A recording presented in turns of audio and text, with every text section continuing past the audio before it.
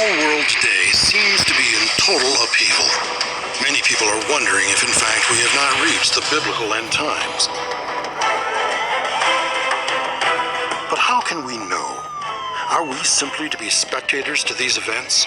Or have we been given information, messages that offer hope, or even help avoid these disasters?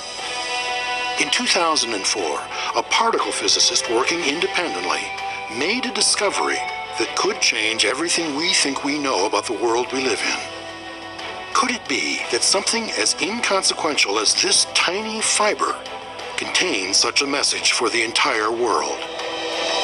Have new ways of obtaining long-hidden information been discovered? The emissions from a physical object, when studied as a whole, uniquely identify events in the history of that object. Have scientists finally discovered where to look for the secrets of the universe? And we have a piece of cloth, and it leads us to a mysterious gate which opens for us, and it lets us to see a completely different world, an extraordinary world with extraordinary laws. What is this mysterious gateway? And what are these extraordinary laws that are only now being discovered? Could it be that time, space, and energy interact in a way never before predicted? Physicists are always trying to find unifying principles. Is there a unifying principle of the very, very large relativity and the very, very small quantum physics, which if we could see what that principle was, we could explain everything? Has that principle been discovered? Is modern science now beginning to decode messages that might even be coming from another dimension? Is there something on the scientific horizon that suggests we have finally been given the secrets of life itself, perhaps even eternal life? There's something which produces the order of the universe. Now the big problem is we don't quite know what that something is. So even though I talk like we do, believe me folks, there's a big mystery still out there waiting to be discovered. The nature of time, the creation of the universe, and perhaps even a link to another dimension. Can these great riddles of the universe be solved through the lens of the ancient past? In the next hour, you will stand at the threshold of today's most stunning scientific discoveries. Images never before seen will reach out from the dust of antiquity and touch your life today in ways you never thought possible. In a moment, scholars, scientists, and historians all come together in an amazing and unflinching investigation into the fabric of time. In a world where children grow up playing with computers and calculus is frequently part of the high school curriculum, many of the scientific mysteries of the past are today commonplace knowledge. Yet even the world's leading scientists would agree that when it comes to understanding the universe we live in and the physical laws that we think govern it, only a very few of the threads that make up this vast tapestry have been untangled. But these few threads are endlessly intriguing. Einstein's theory of relativity, quantum mechanics, particle physics, all taunt us with the notion that perhaps we can know the unknowable. Yet these studies have only begun to reveal the intricate interweaving of forces that make up the universe. Is it possible these lofty scientific pursuits are being advanced exponentially by the information contained in one ancient, earthly, hand-woven piece of cloth? Some scientists say yes. But in order to understand how that could be, we must first understand the secrets these scientists are trying to uncover. The basic ideas behind quantum physics and relativity are really quite simple. The laws of physics are the same for all observers, regardless of where they are and how fast they're going. The universe that this model leads us to is an intelligent, self-organizing, creative, learning, trial and error, participatory, interactive, non-locally interconnected evolutionary system. That's what it's all about. Well, that may seem simple enough to the scientists, but how can an awareness of these concepts help us understand the meaning of why we're here and where we're going?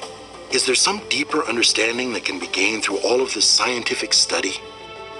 Why do we care about quantum physics and relativity so much? Well, basically, they're really very beautiful theories. But if that's all they were, we wouldn't care very much at all. What we feel, though, is that they're gateways. They're leading us into new ways of understanding the universe, and that we care about very much. I sincerely think that through these studies, we will come upon a completely new structure of physics, maybe even a completely different world. Science has discovered the basic structure of the entire universe by studying the tiniest possible things. And they did it with the largest scientific instruments ever built. One such instrument is 16 miles long, fills a mountain, and searches for particles 1 trillion times smaller than a human hair. But why? Why search for the tiniest of tiny particles? It's been known for a long time that all physical matter emits and reabsorbs particles of energy. Over 100 years ago, Max Planck named these emissions quanta, or quantum singularly, and they have been the study of particle physics for over 100 years. And if you analyze all the emissions from any physical object, that's called a quantum hologram. We now understand that all physical objects have a quantum hologram. That study has produced a set of laws that scientists call the Standard Model. This is the theory that summarizes the scientists' current understanding of elementary particles and the fundamental forces of nature. In fact, what's going on in the Standard Model of particle physics is extremely mind-bending and paradoxical. For example, the Standard Model says that there are inside of the nucleus invisible particles, particles we never see on their own, called quarks. And no one has ever seen a single quark. In spite of the fact that we've achieved a lot of success in physics, there's still a lot of mystery here yet to be discovered. But assuming all of this is true, where can we begin to look for a meaningful example of what all of this means to you and me? Is it all just some cosmic Rubik's Cube for scientists to play with? Or is it possible there is a broader purpose, ancient information perhaps, that is even more relevant today? In the late 1970s, scientists developed a computer program that allowed NASA technicians to read the terrain characteristics of distant planets derived from two-dimensional satellite photographs. But the developers of this amazing device were in for a shock when they were asked to analyze a photograph of something most of them had never even heard of. Actually, what they were looking at was a two-dimensional photograph of a two-dimensional artifact. But to everyone's amazement, from somewhere there emerged three-dimensional information. To these practical scientists, it was as if they were looking at something from another planet. None of them had ever seen anything like this before. A photograph of an ancient cloth had brought the scientists face to face with the impossible. Three-dimensional information was being discovered where it couldn't possibly exist. Suddenly, a broad range of scientists took a professional interest in what had been, for those who were even aware of it, nothing more than a mild curiosity. But for one particle physicist, this tiny fiber generated the most excitement. It is a single thread from that same cloth, and resting on its surface is the hint of an image that is barely visible. Could it be that somewhere in the origins of this image lay the secrets of the universe? The artifact was the Shroud of Turin, and without a doubt it is the most picked at, probed, x-rayed, examined, revered, reviled, tested, studied, scanned, and photographed artifact in the world today. For those who are unfamiliar with this particular piece of cloth, it has long been revered as the object described in the Gospel according to John, chapter 20, verses 6 and 7. Referring to Peter, John wrote, "He saw the strips of linen lying there, as well as the burial cloth that had been around Jesus' head. The cloth was folded up by itself, separate from the linen." For over 100 years, researchers, historians, and scientists of every variety have attempted to determine if this linen cloth tucked away in a cathedral in Turin, Italy, could actually be the one referred to, the burial shroud of Jesus Christ. An attempt was made to discover the answer to that question in 1978, when a group of American scientists were given unprecedented access to the shroud for 5 intensive days. Over the next several years, this tireless group, known as the Shroud of Turin Research Project, or STURP for short, which was comprised of many of the world's premier scientists representing such diverse disciplines as physics, chemistry, engineering, forensic medicine, and many others, spent no less than 150,000 man-hours studying, testing, and interpreting the data. The results seem to indicate the shroud could be a genuine first-century burial cloth from somewhere in Palestine. But then, in 1988, carbon dating analysis by 3 different testing laboratories produced quite a different result. The radiocarbon dates that we obtained clearly put the shroud in the Middle Ages. According to the carbon-14 tests, the shroud came into existence somewhere between the years 1260 and 1390. Could all the other scientists be wrong? First of all, we must point out that the dating of a shroud sample in 1988 was both controversial and hotly disputed by experts in many fields.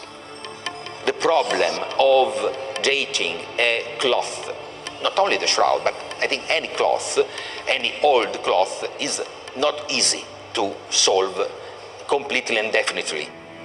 According to the professor, the idea of a medieval origin of the shroud leads to an impossible thesis. The forger would have had to find a man to crucify, flog him mercilessly, place him in a shroud, and then manufacture or simply wait for the image to somehow appear. I think that is quite impossible that what we cannot do today, it was very easy and during a medieval period.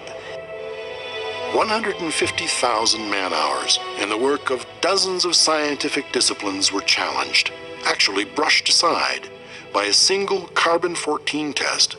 But the world was left with the same question. What created the image? And how do all of these latest scientific advances lead us to this particular artifact? What is there about the image that causes scientists to put their reputations and fortunes at risk?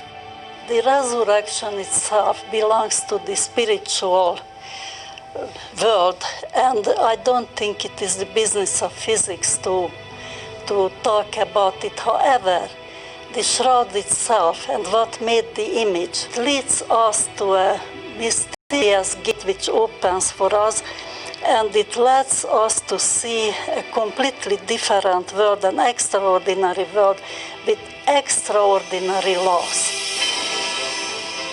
What are those laws? And do they exist regardless of the age of the fabric? Is this purely a scientific squabble? Or could it be there is something here that is far more important than the artifact itself? Is it possible that the energy and information now being detected is actually the information we need to help us overcome the problems we face today? Are the secrets of the universe, perhaps of all creation, locked up in this seemingly ordinary linen burial cloth? Can the image, now known to contain 3-dimensional information, also be a quantum hologram? Perhaps we should take a moment and define exactly what the Shroud of Turin is, and what makes it so special in the minds of so many people.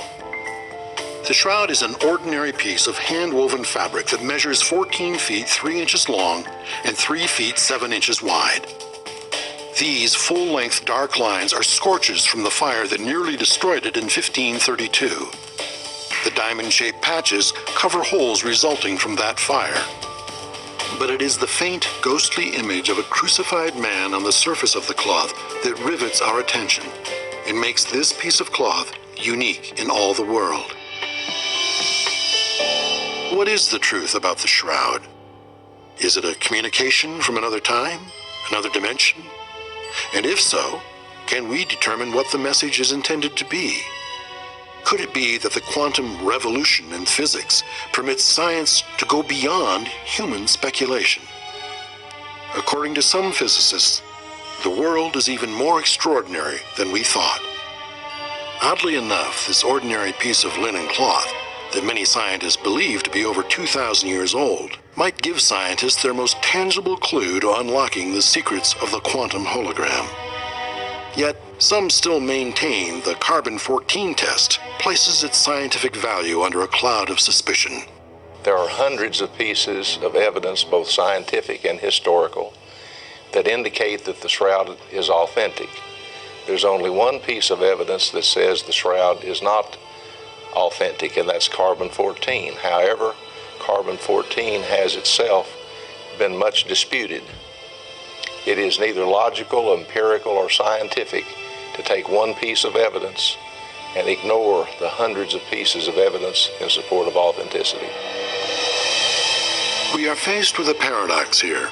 All of the scientific analysis seems to place the cloth in Jerusalem in the 1st century, but the carbon-14 test makes the shroud unequivocally a 13th century relic. What if both analyses are correct? But how could the carbon-14 tests be as accurate as modern technology can make them, and all of the other scientific data that places the cloth solidly in the 1st century also be accurate? That possibility was suggested at the Sindone 2000 Worldwide Congress in Oviedo, Italy.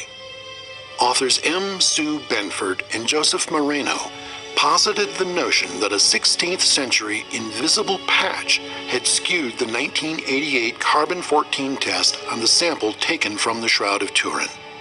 Their idea was backed by what seemed to be solid historical research, but the whole notion was immediately rejected as being technically impossible. At this point, another scientist, one of the original Stirp team, became interested. Like others who had closely examined the shroud, he too was very skeptical of the whole idea of reweaving. The late Raymond Rogers set himself the task of discovering whether or not scientific analysis could resolve the issue once and for all. Rogers obtained samples of the shroud immediately adjacent to the area used in the carbon-14 test. These were provided by Gilbert Reyes, the man who had originally removed them. In an interview unveiled at the 2005 Dallas Symposium on the Shroud, Rogers told the interviewer, "This is just about the last straw. I've got the samples that can shoot that full of holes. So I got out the Ross samples and I got out some of the shroud samples, and I went to work again, and lo and behold, in less than an hour, I knew that the Ross sample was totally different in chemical composition than the main part of the shroud. And then the shocker that really shook me up in looking at the Ross threads, I hit this one that was an end-to-end splice. And that's exactly the sort of thing that Benford and Moreno were talking about in this invisible reweaving. After coming to this conclusion, Ray called me one day and said flat out, "Tom, there is no scientific wiggle room." Up to this point, then, we can say with some degree of scientific certainty that the shroud is an authentic 1st century fabric. Some scientists may continue to disagree, but for the moment at least, the 1988 carbon-14 tests on the shroud appear to have been invalidated. In the meantime, a group of digital scientists in Amsterdam focused their expertise on a different set of data from the shroud. What they found stunned them all. Holographic information is encoded in the shroud in an interference pattern. And most probably there's more information in it, which I call like a blueprint of the universe. Maybe an opening to a new science. You come in an unknown land. You don't have a GPS, you don't have a map. It's completely new.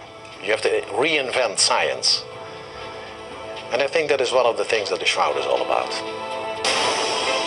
But even if we are to accept the shroud as a genuine 1st century fabric, that's only one piece of the puzzle. Validating the age of the fabric is important, but the work being done in Holland promises even more exciting revelations. If the fabric has been proven to be a genuine 1st century material, could it be there is supporting evidence to suggest this very fabric might in fact be the actual burial shroud of Jesus Christ? Have these scientists discovered something in the image itself that places this piece of cloth in a tomb near Golgotha? Which brings us to the next, and so far, unanswered question. How did the image get there?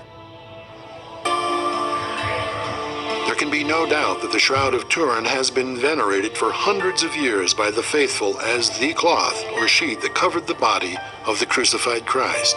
Nor can there be any doubt that the shroud exists and has been touched, handled, photographed, and examined in every way imaginable. But has the result of all the research, testing, and study brought us any closer to proving not only the age of the fabric, but the reason for its veneration? There are those who insist the authenticity of the shroud has not been proven. What's more, they contend the idea that it once wrapped the crucified body of the historic Jesus can indeed never be proven. Recently, others have challenged that assumption, and the search for historic and scientific evidence that might corroborate the authenticity of the shroud goes on. And even Cardinal Severino Paleto, the papal custodian of the Holy Shroud at the cathedral in Turin, finds the search fascinating. My attitude towards science is one of great respect. And scientists, many scientists in the world study the shroud and carry out research, and they see what can be discovered step by step as studies proceed. And if science in the future offers us well-founded and incontrovertible elements, we will always be delighted. Pope John Paul II said that it was not the task of the Church, but of the historians and scientists to define whether it is authentic or not. For a significant number of researchers, at least some answers could very well be found in a cathedral in Oviedo, Spain. In chapter 20 of the fourth Gospel, we read how the two disciples, the beloved disciple and Peter, ran to the tomb on Easter morning, having heard that the tomb was empty. Now, there's been all kinds of speculation as to the position of the cloths, how they saw them. But really, that's unnecessary. The original Greek text is really quite clear on that. And the other disciple ran more quickly than Peter, and came first to the tomb, and stooping, sees lying the sheets. Comes therefore also Simon Peter following him, and entered the tomb, and he beholds the sheets lying, and the kerchief which was on the head of him, not with the sheets lying, but apart, having been wrapped up in one place. What the researchers and scientists are hoping to establish is some of what modern jurists call corroborative evidence. Does the kerchief in Spain somehow match up with the shroud in Italy? Interestingly enough, the scientific studies that have been done on the Sudarium do in fact support the findings of the shroud researchers. For example, modern investigative techniques permit the bloodstains on the Sudarium to be superimposed over those on the shroud. The result is astonishing. The stains coincide in the three main things. First of all, the blood group, AB. Second, stains corresponding to the back of the head are blood that was shed in life. There are many little stains. They were caused by some kind of sharp object that had penetrated the skin. By overlaying images of the two cloths, the blood stains, the actual shape of the stains, does coincide, which leads to another medical conclusion. These two cloths were used on the same corpse. It's a purely scientific conclusion. Now, if it covered the same corpse as the Shroud of Turin, well, obviously the shroud is at least as old as the Sudarium. But setting aside the obvious similarities, there is one very important difference. Unlike the history of the shroud, the history of the Sudarium is undisputed. And by firmly and scientifically establishing a direct correlation between the two artifacts, their value to the new quantum physics is inestimable. The modern controversy, however, didn't really begin until 1898, when a gifted Italian photographer, Secondo Pia, was given unprecedented permission by the King of Italy to photograph the shroud. What he caught on his two glass photographic plates stunned the world. The image on the cloth itself, the faint, almost ghost-like markings on the fabric, actually appeared in reverse. A positive image came up on what should have been a photographic negative. For the first time in history, the likeness could be seen in full majestic detail, and the correlation between the image and the biblical description of the crucifixion was breathtaking and unmistakable. Skeptics and critics immediately began to cry foul. The very fact that the image so closely resembled the biblical description was, they said, proof that it was a forgery. Yet the image is so striking, so vivid, that a modern forensic analysis is possible. Dr. Robert Buckland, a former coroner and forensic pathologist for Los Angeles County, is well acquainted with the signs of violent death. This is the body of a 5-foot, 11-inch Caucasian male weighing about 170 pounds. On the head, there are blood flows from numerous puncture wounds on the front, back, and top of the head. There's a swelling over one cheek, consistent with a beating. The right wrist is covered by the left hand, but there's a puncture wound in the left wrist, consistent with the crucifixion injury. The classical, artistic, and legendary portrayal of nails through the palms is incorrect, because the structures in the hand are too fragile to hold up the weight of a man of this size without tearing free. There are streams of blood running down both forearms, originating in the wrist areas and controlled by gravity, so that blood flows toward the elbows with the arms elevated and outstretched. On the back, there are more than 100 lesions which appear to be scourge or whip marks. Historians have indicated that the Romans used a whip called a flagrum. This implement had 2 or 3 thongs, and at their ends were pieces of metal or bone which looked like small dumbbells. Here you can see how those end pieces from a Roman flagrum fit precisely into the scourge lesions on the body. Here on the front of the body is a large blood stain resulting from puncture of the chest by an instrument like a lance or a spear. This weapon penetrated the thoracic cavity through the pleural spaces and into the heart. Later, after the corpse was removed from the cross and turned, blood dribbled out of the chest wound and puddled along the small of the back. There's an abrasion of one knee consistent with a fall. Finally, a spike has been driven through both feet and blood leaked from those areas and has stained the cloth. The evidence of a scourged man who was crucified and who died of postural asphyxia and cardiopulmonary failure is clear-cut.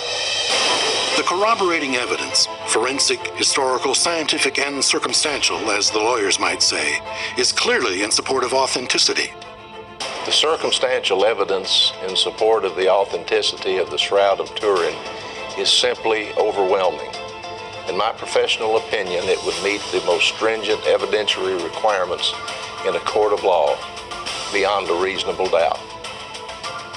All of the evidence, with the exception of the largely discredited carbon-14 test, give the Shroud of Turin a far greater claim to authenticity than virtually any other ancient artifact, or for that matter, any other object on Earth. But now scientists say all of this connects to the latest quantum physics. What is there about the Shroud that binds these new scientific discoveries to the old beliefs?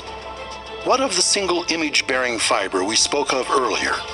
Does the image itself carry information? Have the secrets just now coming to light in the scientific world been hidden in this stunning artifact for hundreds of years? Could it be we have yet to learn that the universe does not necessarily work the way we have always been taught that it did?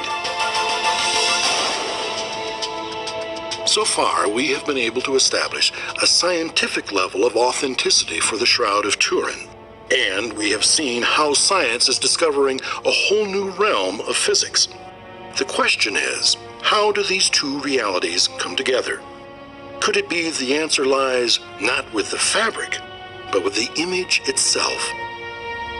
It is not simply the fact that there is an image on this piece of cloth that has so captivated the interest of scientists, historians, and theologians. It is the nature of the image that is so profound. The shroud image is made from tiny fibers that are 1/10 the size of human hair. And the picture elements are actually randomly distributed like the dots in your newspaper photograph or magazine photograph. To do this, you would need an incredibly accurate atomic laser. This technology does not exist. According to the official published findings of the STURP scientific team regarding the shroud image, the actual image was created by a phenomenon as yet unknown, or a momentous event that caused a rapid cellulose degradation, aging, of the linen fibers. That is, an accelerated dehydration and oxidation of the very top linen fibrils of the cellulose fibers of the shroud, thereby creating a sepia or straw yellow colored image similar to that of a scorch. In other words, the image was caused by something, nobody knows what, that affected only the very top of the fibrils that make up the fibers that in turn make up the fabric. After thousands of hours of intense study, the world was left with yet another scientific enigma.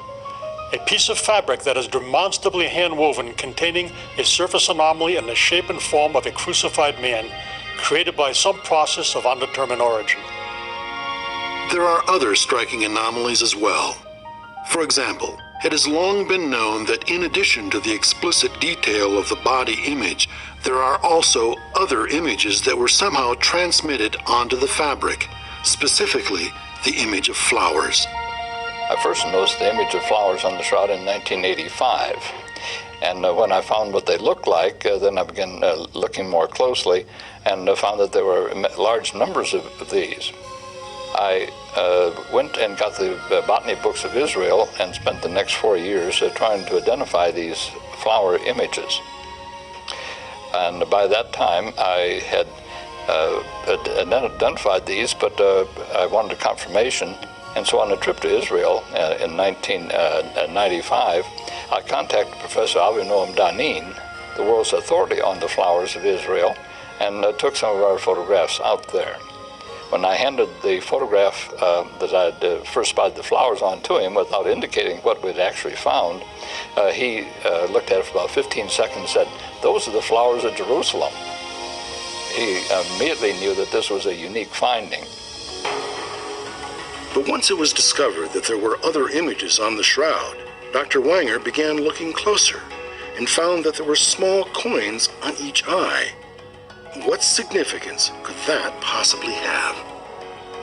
Dr. Alan Wanger, in his book, The Shroud of Turin, Adventure and Discovery, points out that not only are they there, they present distinct and profound clues as to the date and origin of the image. Father Francis Philus was professor of the theology as well as a scientist who investigated the Shroud of Turin, as well as a photographer. He was working with a group of researchers who were attempting to identify what the projections over the eyes were, thinking they might be coins. And Dr. Philus had enlargement made of the excellent photographs he had of the shroud and noticed a patterning over the right eye. On enlargement of this, he noticed that there were letters which he interpreted as UCAI and something that looked like a shepherd's crook.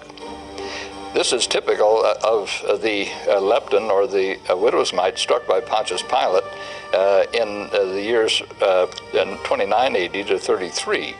We can identify the images of them, and so we can identify the particular coin and know the origin as well as the date, which both of them are, that we identify are struck in 29 AD. So this dates the shroud back to the 1st century. It also localizes it to Israel, since these coins are just the widow's mites or the common penny of the time, and certainly would not circulate either outside of Israel or not very long after the reign of Tiberius Caesar, to which they were dedicated. But how could an image containing so much information have been formed? There are those who believe the image could only have been formed by a burst of some sort of radiation. But the simple fact is, nothing like the shroud image has ever been found or reproduced. But that's only the beginning of the astounding information to be gleaned from this amazing image. In spite of skeptics and setbacks, scientists continue their search. And Dame Isabel Pitzik, a particle physicist, believes the shroud has brought science to the threshold of a whole new understanding of physics. While dealing with the position of the body within the cloth, she discovered one of those mysterious properties that cannot be, yet somehow is. An interface that divides the image transport into two hermetically separate yet simultaneous actions and forces, causing the shroud to be taut and parallel on both sides, creating a true event horizon. In general relativity, we have found that there are certain things called black holes. Now, the surface of a black hole is called an event horizon. And it's called that because right at that surface,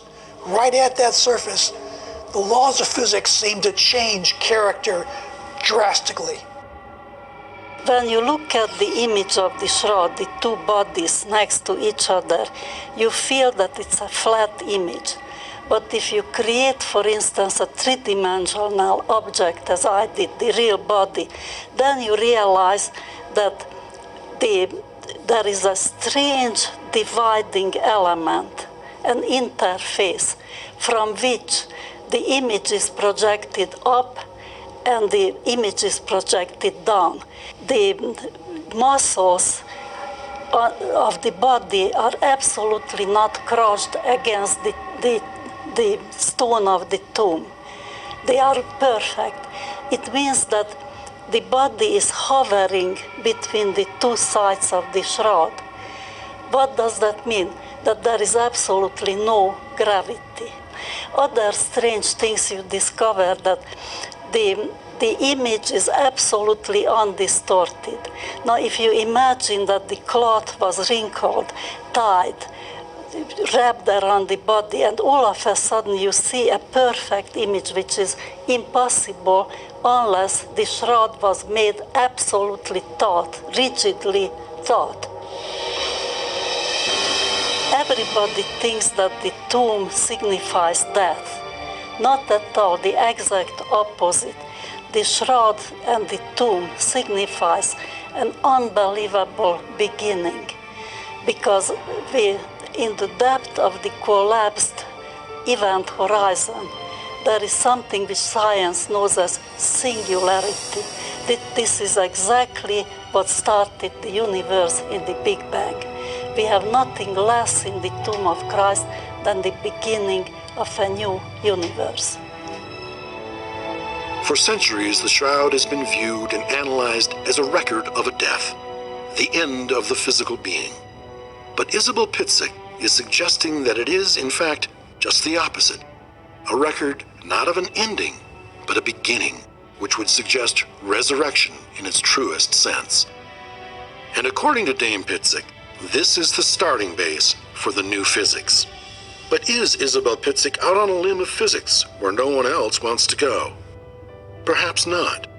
Recently, a group of scientists trying to identify those things that are fundamental to the way nature works made some startling discoveries. Dr. Edgar Mitchell, the sixth man to walk on the moon, founder of the Institute of Noetic Sciences, author and lecturer, explains. The classical traditional model in physics, which began in Newtonian times, describes how particles and atoms and molecules move and recombine. Even most of the 20th century, physicists only looked at the particle aspect of it and did not really concentrate very much on the informational aspect.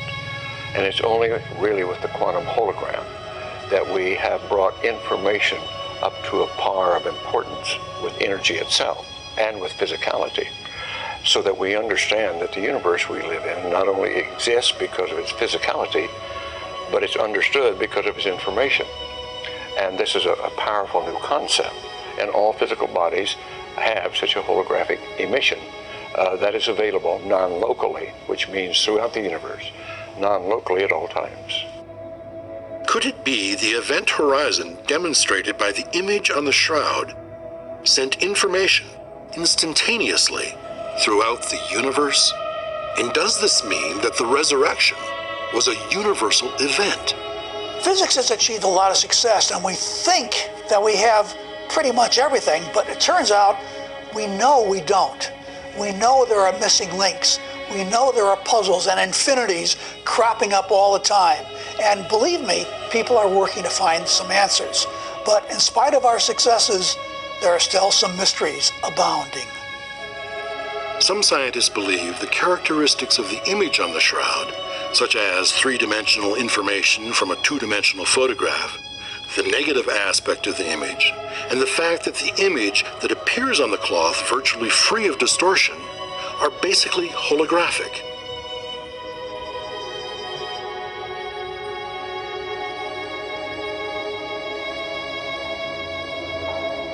The quantum hologram is merely a method of describing the total emissions from an object. Very much like if you look at your fingertip and you look at one of the little swirls on your fingertip, it doesn't tell you very much about you.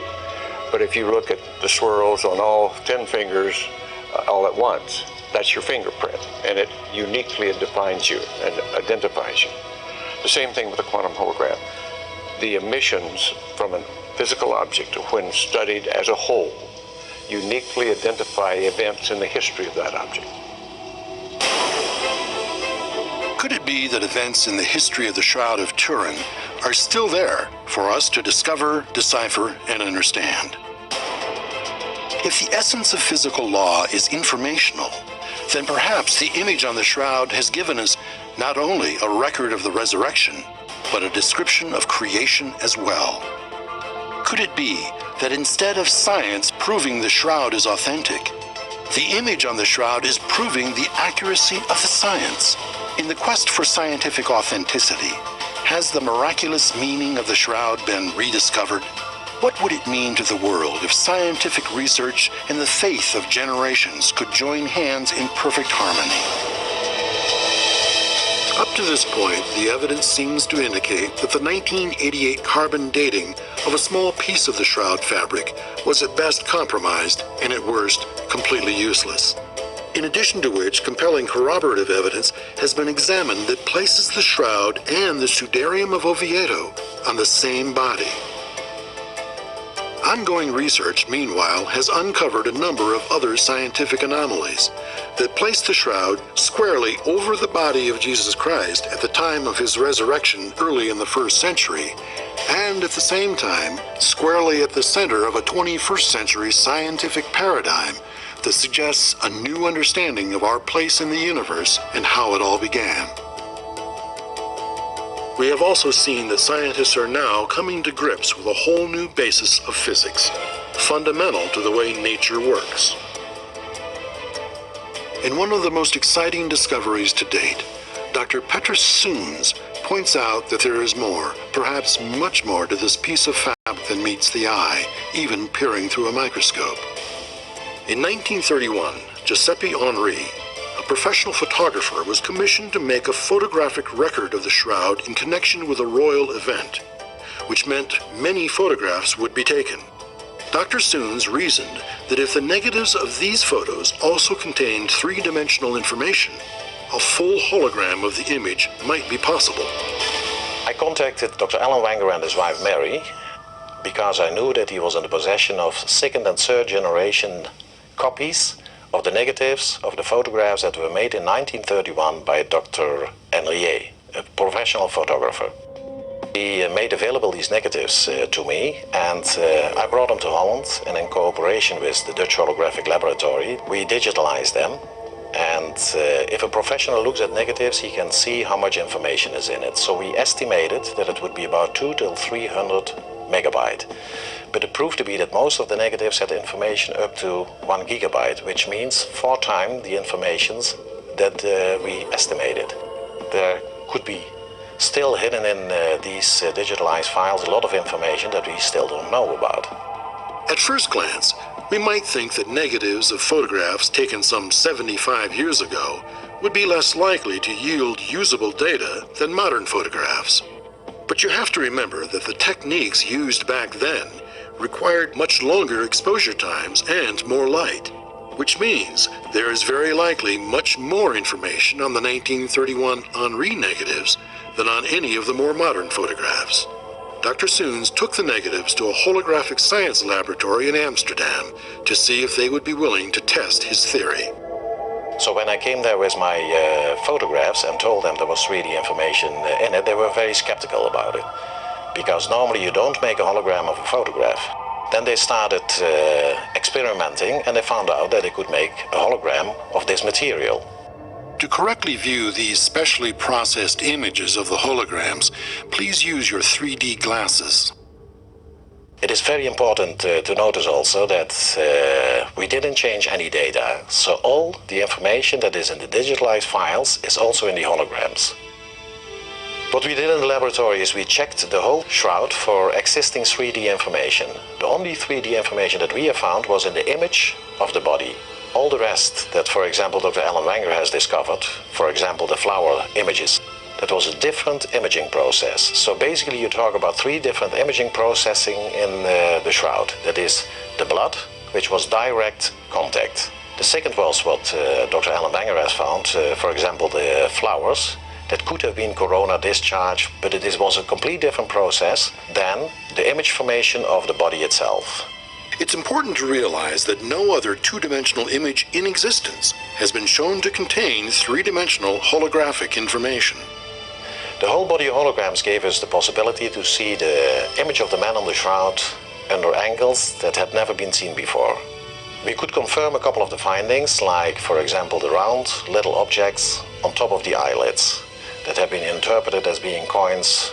We cannot see inscriptions, but we can confirm that they are solid little objects.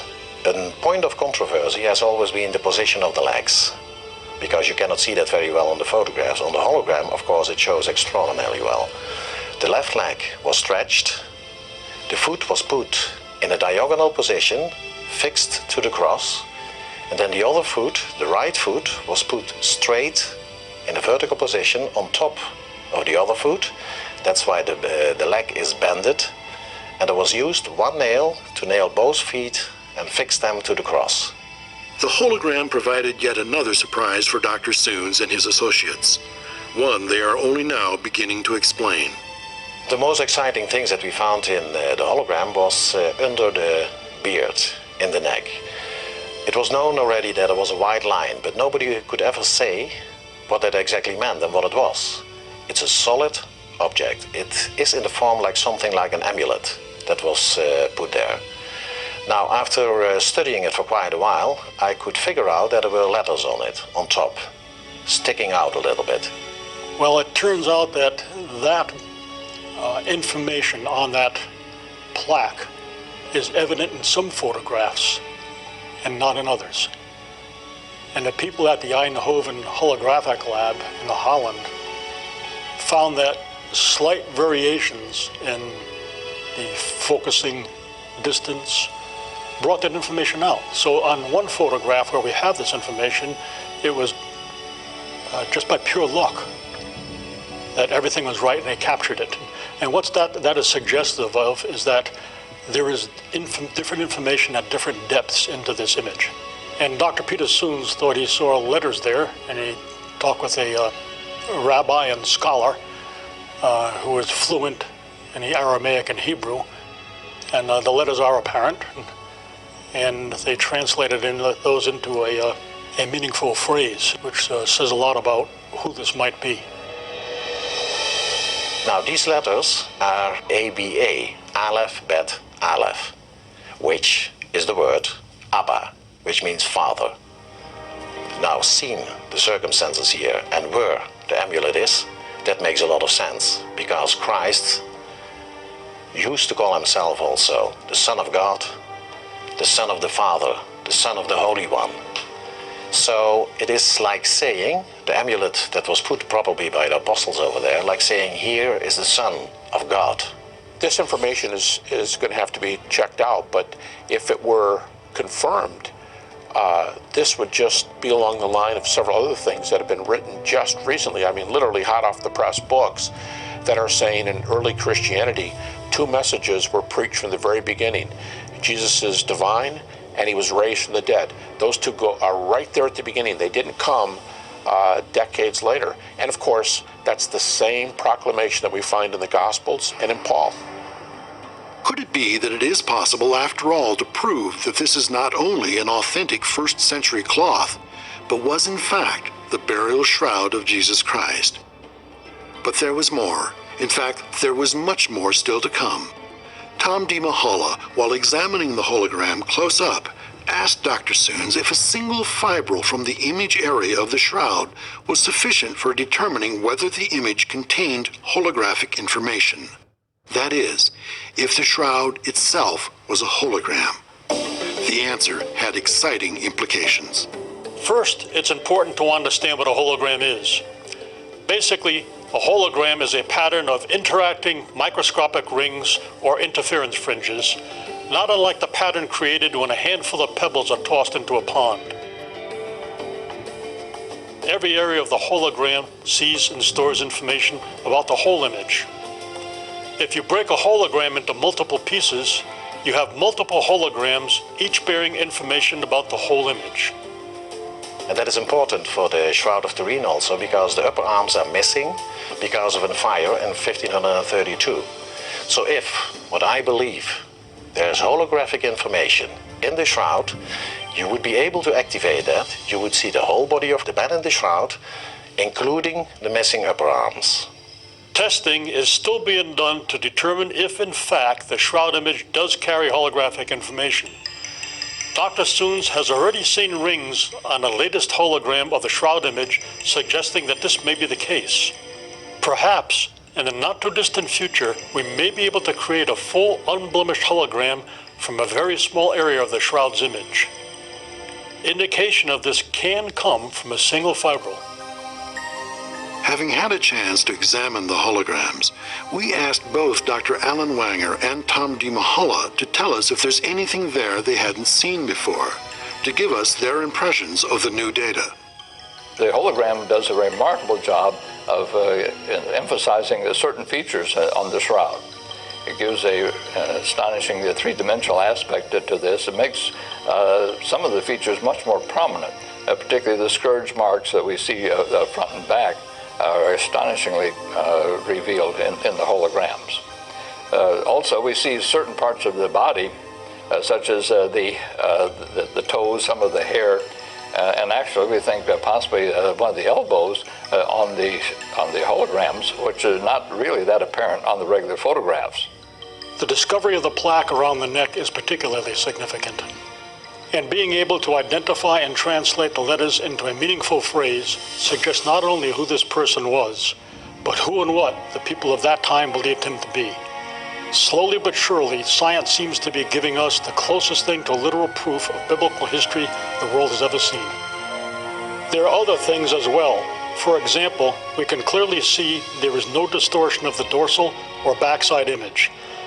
The fact supports Isabel Pitzig's theory of a true event horizon. Had the body been lying on rock when the image was formed, distortion would have been unavoidable. There are several remarkable attributes to the shroud evident here that aren't discussed very much.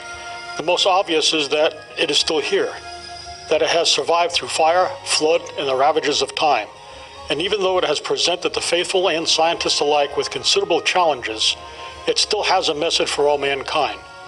The more we work with it, the more we discover, and the more we come to realize that this could be a record of the literal resurrection of Jesus Christ. The shroud is the most astonishing object that's in existence, most intentionally studied, and the one that has the most important information for we human beings. We have no question that this is Jesus of Nazareth, and we feel that the event, which occurred approximately 30 to 36 hours after death, with the body disappearing within the folded shroud, indicates that some unique event, which we call a resurrection, had taken place. Probably the most pivotal event in history, which is exemplified and witnessed by the shroud. At least as far as the Shroud of Turin is concerned, science, once thought to be the enemy of all things religious, now seems to be enjoying a new role as partner in uncovering the truth. But regardless of the scientific, archaeological, or theological determinations, people have come to their own conclusions about the shroud, what it is and where it came from, and the meaning it holds for them. At this point in time, it seems unlikely that carbon-14 tests or polarized light microscopes or any of the other so-called tests advanced by the skeptics will do much to change their conclusions. Probabilmente questo dono viene direttamente da Gesù. Probably this gift comes directly from Jesus, if we also want to say that it appeared at a certain moment of history, and meanwhile we are not able to explain the origin of the image, which continues to be a great mystery. Un grande mistero. The shroud always remains an instrument of providence, given to the Church to announce in a rather more sensitive way, also in an exterior way, that great mystery of a love that could not be greater. But could it be that the image on the shroud is telling us there is something beyond death? Until modern times, science has not concerned itself too much with how we know what we know. It's based upon information, but science has not looked at the subjective experience, nor exactly how we perceive what we perceive. But this quantum holographic development and understanding is changing all of that. That helps us get a new handle on how information is utilized in living organisms, something we've never had before. The researchers and scientists continue to explore all possibilities, and the Shroud of Turin has apparently given the scientific world a whole new quantum paradigm to think about. This astonishing artifact has brought to light a whole new world of scientific and religious possibilities. Is the Shroud of Turin, in fact, a physical and scientific record of what has been regarded up until now as a purely spiritual event? The literal resurrection of Jesus Christ?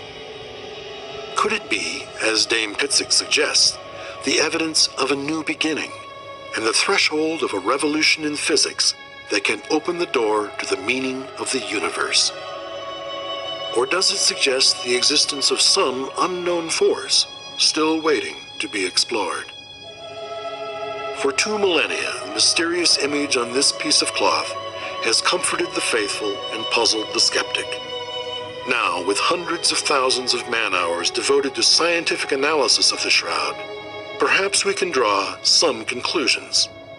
Since nothing even remotely approaching the image on the shroud has ever been found, it seems fair to suggest the image was intended to be a message to mankind. And if all of this is true, wouldn't that suggest the message of the shroud might simply be a message of hope? As each new scientific discovery enhances the meaning of the image of the shroud, it seems to be saying, look closer. I have given truth to the world. Bring it into the light. Could it be that the haunting beauty of the hologram is the final clue to the true identity of the man portrayed by the image on the Shroud of Turin?